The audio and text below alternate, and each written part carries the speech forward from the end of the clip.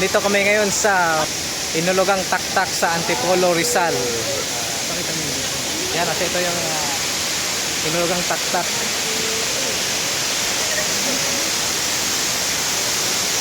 Yan. Yan po. Yan, Inulugan tapos taktak.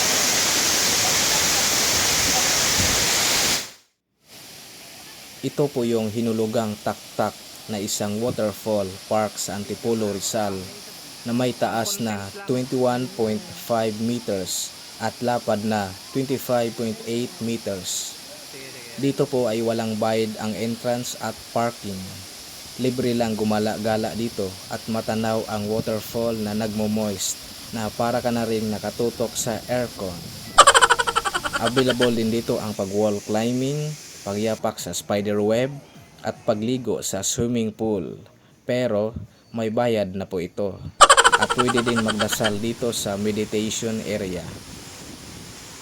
Ang pangalang Hinulugang Taktak ay derived sa isang malaking bell which is tinatawag na taktak na inihulog sa falls which is the Hinulog noong 15th or 16th century na kinoconsider ng mga villagers dahil sa malakas na ingay nito.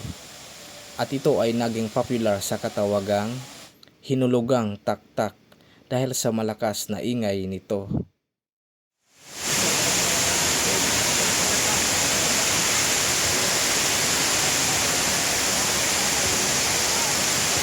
Turn around.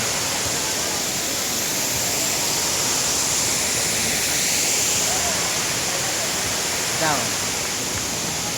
Up.